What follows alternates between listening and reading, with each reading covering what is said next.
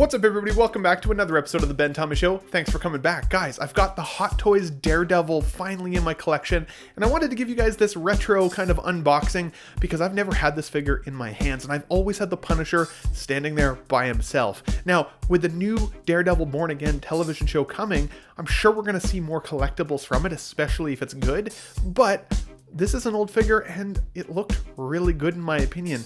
So I want to get it out of the box and give you guys my thoughts on it, just in case maybe you're thinking about chasing it down as well. But guys, stick around if you like the video, hit the like button, smash the subscribe if you're new to the Ben Thomas Show, and let's get into it. Oh, pardon me, but it's Ben Thomas Showtime. Let's go.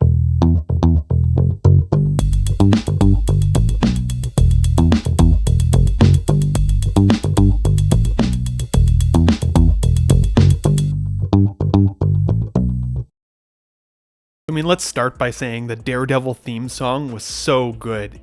It had a way of just getting me into every episode, and seeing the art box here really harkens back to that kind of red theme from the show. Now it's cool because the box actually has Braille right on it. It looks like it's pulled directly from that initial kind of scene intro into the show itself. Braille on the side here as well. You're seeing all of the artwork, the buildings in the background, the blood splatter. One of my favorite scenes of Daredevil of all time was actually him in the black suit in that second episode, that hallway fight scene. It is one of the most visceral fight scenes I've ever seen in a show, and I loved it. But I always did have a fondness for this red outfit, and because this is from the Netflix show, it's an older figure now at this point. I did get this secondhand, and I got this for about $180 USD, or about $250 Canadian, and honestly, great shape. Now, of course, it was advertised as being barely posed. We're going to see here in a little bit that maybe was a bit of a stretch of the truth, but not the end of the world, let's be honest. It does come with this backdrop as well. I don't know about you guys, but I don't tend to use these though. I find them to be more of a pain in the ass to actually get them built. And then it still doesn't really set the scene for me like I would hope. Maybe a professional photographer with a really good camera could do it. For me, it just doesn't bring it more to life, so it stays in the box. Now, the figure himself, my kind of first-hand impressions, is he's actually very light. But the likeness to Matt Murdock, I definitely see under the cowl there pretty quickly. His head is really stiff, so I'm gonna have to tweak that to see if that's an issue with the figure or what, but I do like the look of this. The material is a really nice soft touch material. You can see this guy's clearly been posed. He's got lots of creases, both at his leg joints as well as his ass. It looks kind of like a diaper. But again, I think that'll kind of flex itself out over time. The arms raise up to about here. Not a huge range of posability on that side of it. He does bend at the waist though, because it is more of like a jacket style design, so I think that's really cool. You see the holsters on the side where he can put his batons or sticks in there as well. His legs raise up to about here, and there's twist at the waistline. So I think I can do quite a bit of posability with this. I'm excited to see what it's going to look like. Now, with regards to the mouth plates here, this is the secondary mouth plate, and this is a unique style of mouth plate. In fact, I don't think I've seen one like this before. It's got like this almost like triangle piece at the top to hold it in place. And don't make the mistake I did. I thought you could just kind of pinch the mouth and pull it out, but that triangle locks it into place literally like this, and it pegs onto the design, but the cowl actually also holds it down. You can see the Hot Toys stamp in there though, and it kind of looks like a mouth almost weirdly, but yeah, it's an interesting design. I don't think I've seen that on a Hot Toys figure before. And to its credit, even though I find that the cowl's a little bit hard to kind of pinch back over the top piece, as you can see me struggling here with it, once it's on there, it does create a really solid seam line, and it doesn't look like a faceplate as much. I actually like how it holds it in. But it's interesting because this kind of partially open mouth faceplate, I actually think looks a little bit less like Charlie Cox, unless it's kind of positioned at an angle, and I'll show you guys that in a bit. I think this stoic face looks a little bit more like him, but I do see the quality improvements Hot Toys has been giving us in the paint applications. There is still a bit of softness to this sculpt for sure, especially in his facial stubbling and some of the texturing in the paint on the actual skin. It looks good, and I think it photographs well, but I definitely have other characters in the collection that really shine a little bit stronger. But again, when you tilt the head down with this open face mouth plate, here I think it looks good, but honestly here I think it looks better, and with the blood damage and everything, like I really then see this character coming to life in the display.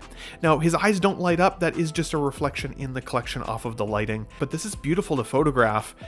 And it really brings that essence of Daredevil into the collection, especially now that I've got him with my Punisher. And that's where this other cowl actually comes from with the black. That came in the box with my Hot Toys Punisher figure, which is cool. And it's fun to have kind of a little display of these things now in the collection. My only disappointment is that that cowl does not fit on the figure, even though both characters are from the same Hot Toys line, which I think is a bit of a miss. Now, this is a standout piece for this older figure, in my opinion. This diorama display that comes along with it, this brick look with the shards of glass on the ground.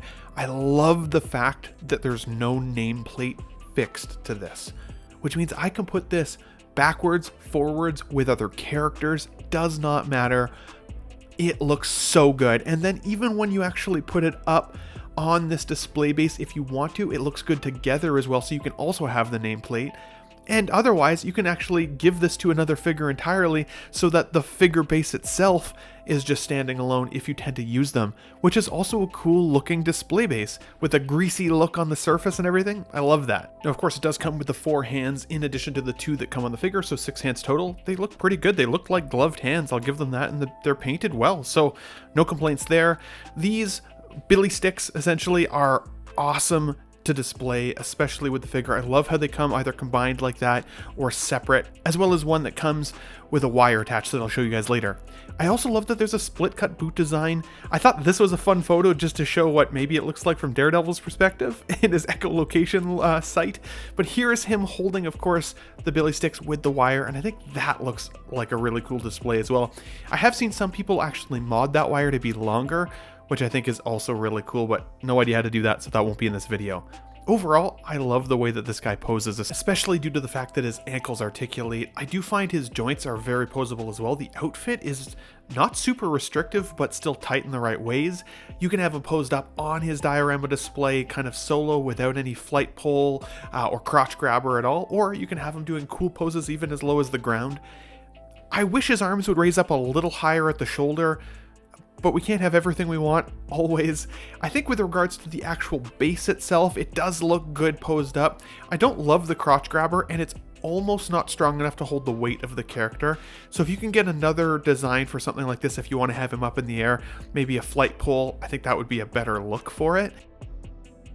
I also felt like this character was a little undersized right from the get-go, but Matt Murdock, or Charlie Cox, the actor who plays him, is only 5'10", and John Bernthal is also only just over 5'10".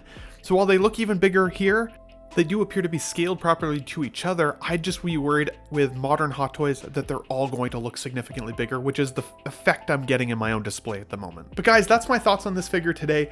To recap, it is feeling a little on the underscaled side in comparison to the rest of my collectibles, but I think the likeness to Matt Murdock is definitely there.